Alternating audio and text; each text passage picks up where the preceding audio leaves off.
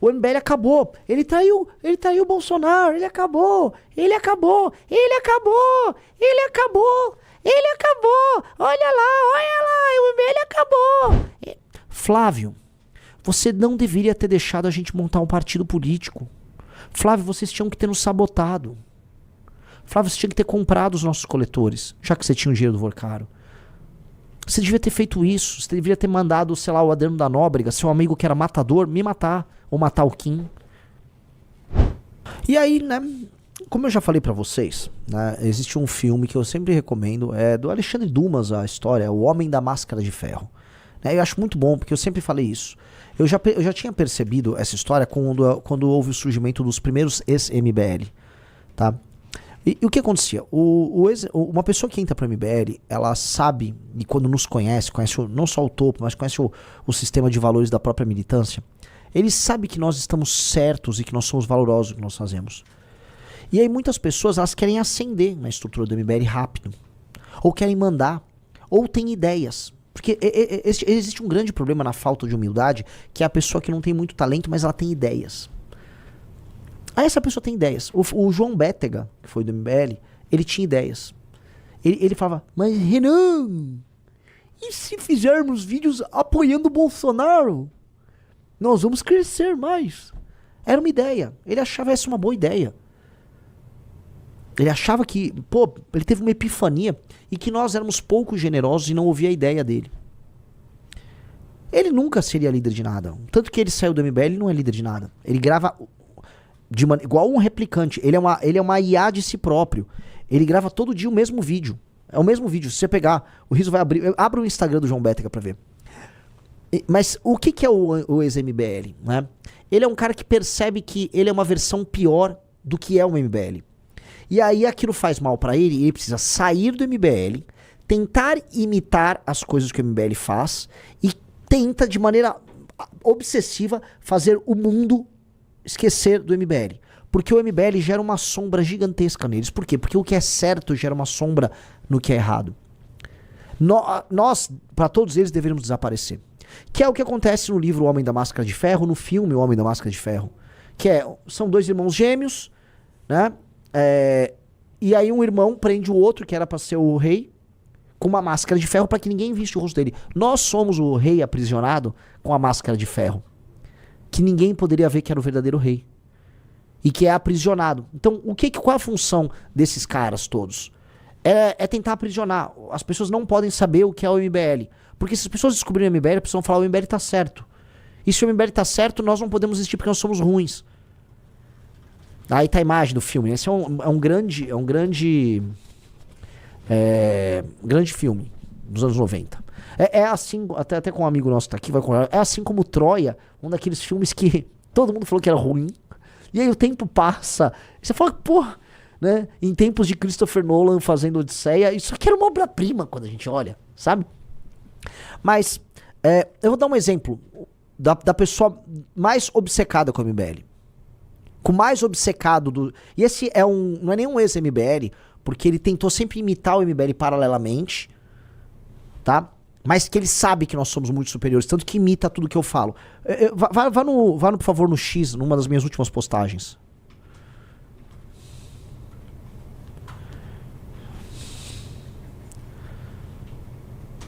Vamos lá, só descer mais um pouquinho, Esse aí. Veja só. Isso aqui é maravilhoso, tá? Essa moça...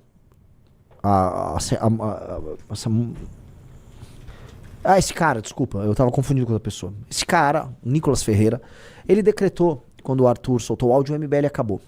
E ele ficou fazendo um périplo pelo programa Pânico, do Patético Emílio, e outros programas, foi no Brasil Paralelo, pra decretar, o MBL acabou, ele traiu o Bolsonaro, ele acabou, olha lá, o MBL acabou. Por que ele fazia isso?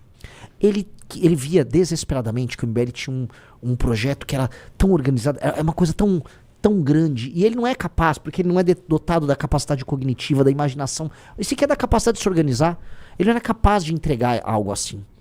Mas ele falou, eles eram jovens. Então eu vou pegar os jovens de direita como eles e eu vou fazer a mesma coisa, só que puxando o saco do Bolsonaro. E eu vou crescer muito mais rápido. Olha lá, vou ter muito voto fazendo isso. Olha lá, olha lá. E ele é tão aficionado pelo MBL que absolutamente todos os últimos ex-MBL ele puxa pra si. Todos. Como ele pode odiar tanto ou ignorar tanto uma organização ao qual o refúgio ele trata como prioridade? Percebam isso. Então todos esses caras precisam desesperadamente que ninguém nos ouça. E por que eu fiz todo esse preâmbulo? Põe a notícia do dia agora. Campanha de Flávio Bolsonaro diz que ele não irá a debates se Renan Santos for. Eu sei que a interpretação original de todo mundo é: o Flávio não quer que eu vá aos debates porque eu vou surrá-lo nos debates. Quem assiste as minhas sabatinas todas sabe que eu não vou lá no jornalista lacrar. O Riso tem aqui. Eu lacro pra cima dos jornalistas, mesmo quando eles são ofensivos comigo? Nunca. Eu nunca lacro. Eu nunca lacro. Eu não vou lá acabar com ninguém. Não é. E sabe por quê? Porque eu faço algo muito melhor do que isso. Quando nós falamos o que nós pensamos, as pessoas se encantam. O Flávio não apenas tem medo de eu dar umas catrucadas nele, mas veja, eu só terei direito a uma pergunta pra ele num debate, Riso. Sim. Eu tenho direito a uma pergunta pro Flávio no debate. Ele não quer que as pessoas vejam que eu exista. Ele não quer que as pessoas saibam o que eu penso. Ele não quer que as pessoas vejam nossos projetos para desfavelização, não vejam a forma de eu discursar, não vejam tudo aquilo que esteve na nossa trajetória. Ele quer que a gente fique com a máscara de ferro escondido dentro de uma cela. É isso que põe medo nele. Não é nem o medo de apanhar no debate. É o medo que as pessoas descubram que ele é uma farsa. É por isso que ele está desesperado para imitar absolutamente tudo aquilo que eu falo como proposta. Ele está desesperado. Flávio, você não deveria ter deixado a gente montar um partido político. Flávio, vocês tinham que ter nos sabotado. Flávio, você tinha que ter comprado os nossos coletores, já que você tinha o dinheiro do Vorcaro. Você devia ter feito isso. Você deveria ter mandado, sei lá, o Adriano da Nóbrega, seu amigo que era matador, me matar. Ou matar o Kim. Era isso que você deveria ter feito. Mas você é burro, Flávio. Você é inevitavelmente burro. Irremediavelmente burro. Como é que você deixou isso acontecer, Flávio? E nós montamos o partido. E não vai ter como você ignorar a gente. E não é nem você, não vai ter como o Brasil ignorar a gente. Você entende? Eu espero que vocês entendam. Eu sei que a coisa mais legal de falar sobre esse assunto é dizer que o Flávio tá com medo que eu vou acabar com ele. É só uma pergunta que eu vou poder fazer em cada um dos debates. Uma unidade de pergunta. Talvez duas, dependendo do debate. Não é isso. Ele tem medo das considerações finais quando eu estiver de frente com a câmera, igual eu tô aqui, e que eu sou muito superior a ele. Não só ele, eu sou superior ao Lula, ao Zema, ao Caiado. Ele tem medo da abertura que eu vou fazer. Ele tá medo das propostas que eu vou apresentar. E não é porque sou eu. Eu tenho minhas qualidades. É por causa de nós, é do MBL. Eles estão há anos, eles estão desde 2019 tentando fechar o MBL. Eles tentaram fechar, eles queriam que a gente fechasse as portas. E eu já contei pra vocês, em 2019 eu me encontrei com o Kim, acho que com o Pedro, em Vinhedo, com meu irmão, logo quando houve aquela operação pra fechar o MBL. E a gente falou, talvez seja o caso da gente fechar o MBL, vamos tocar nossa vida. E ali, por uma pequena teimosia, acho que minha e do Kim, falou, não, vamos continuar, vai. E aí veio aquela eleição pra prefeito do Arthur, e a gente falou, cara, a gente é muito bom. E existe algo aí. E dali em diante, a gente só cresceu. Veja só, Flávio, você quase conseguiu em 2020. Faltou isto aqui. Você quase conseguiu.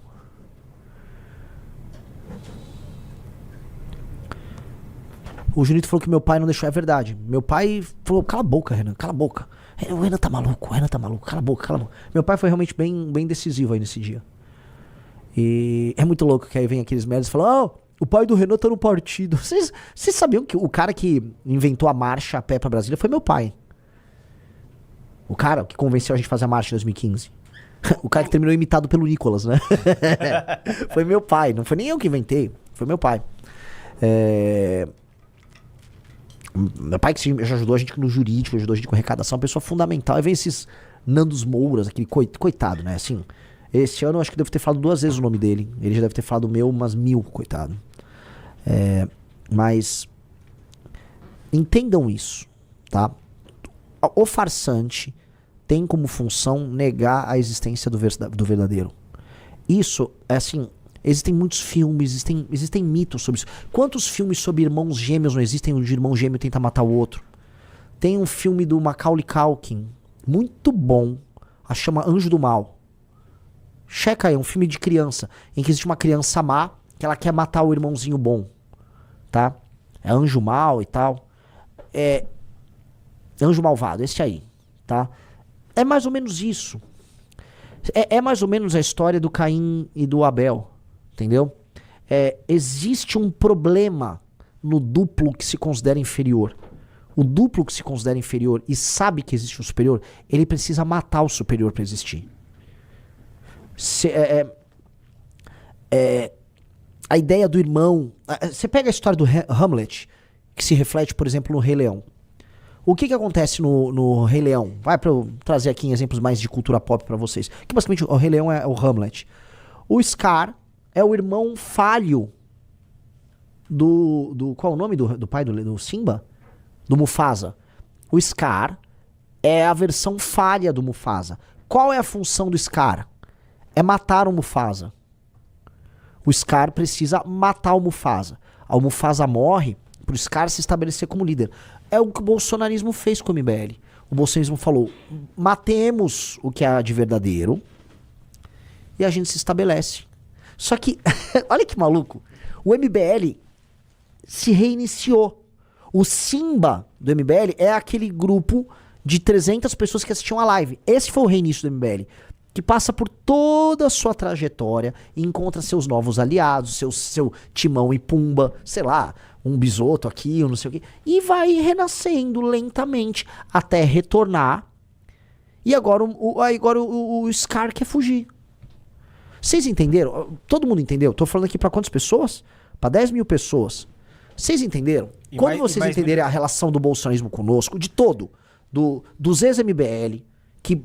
Veja, o ex-MBL ele sai do MBL e aí ele precisa... A sombra do MBL sobre ele é tão grande que eles passam os dias falando do MBL.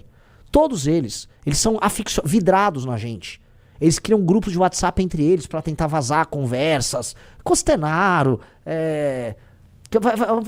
só pegar o Fernando Holliday. Que mais? É pegar a lista toda. São todos, salvo raríssimas exceções, obcecados. Obcecados. Mas o bolsonarismo assim, é de longe o mais obcecado com tudo isso. O bolsonarismo, ele vê isso tudo como um problema, porque eles viram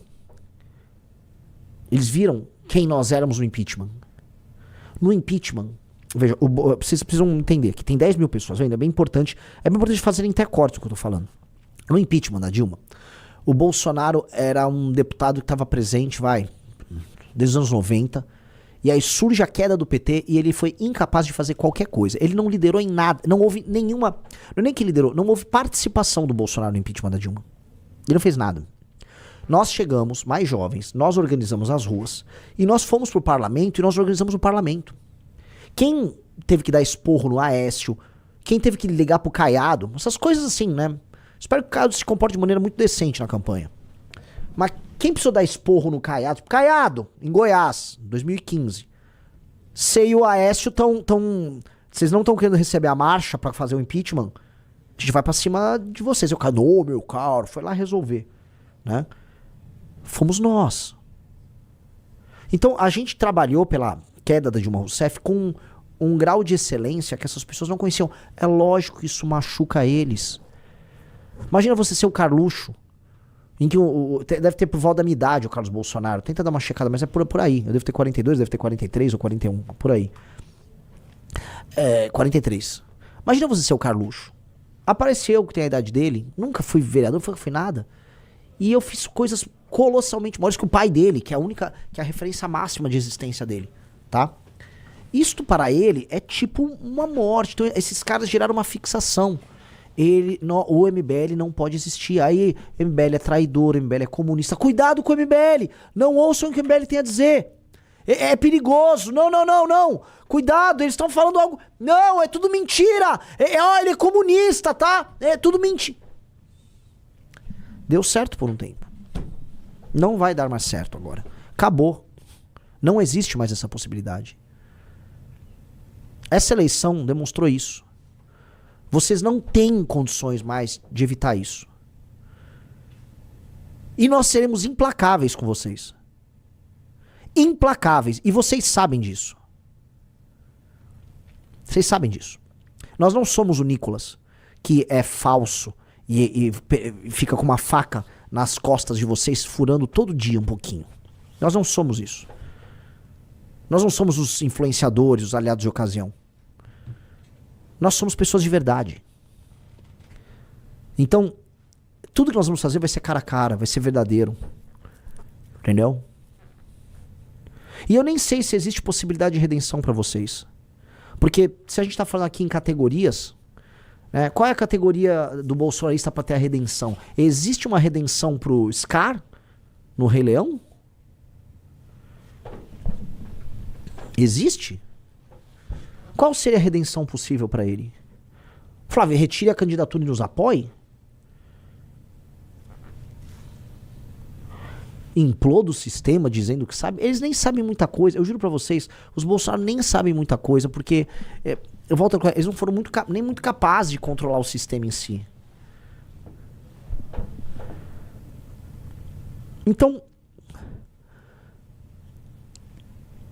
nem tem muito que vocês possam fazer. Vocês não têm uma jornada de redenção. E sabe o que é o pior? Não é que nem que vocês são maus, ainda que o sejam.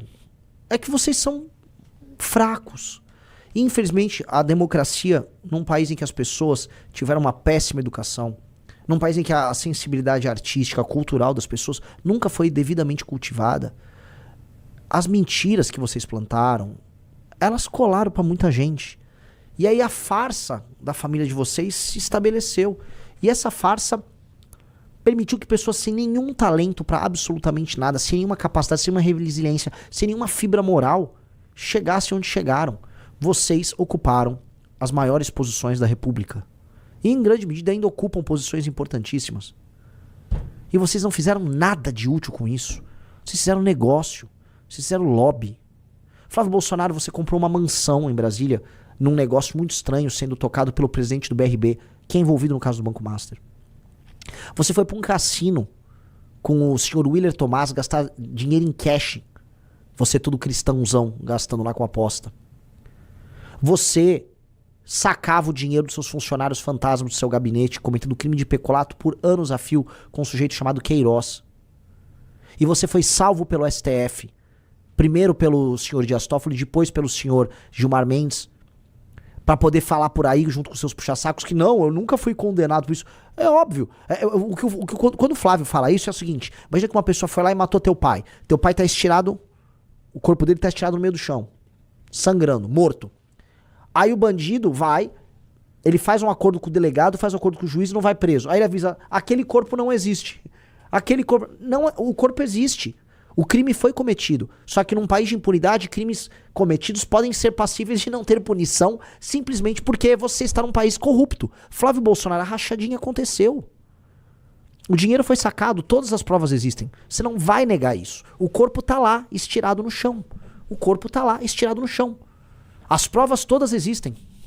O que você fez não foi falar, não, isso não aconteceu, isso é mentira, porque não. Não, você entrou com uma ação no STF com o Dias Toffoli e sua ação mandou anular a existência das provas obtidas pelo COAF. Não é que você está eliminando, sei lá, uma prova inventada. Não, você falou que o COAF não podia ter feito o que ele fez.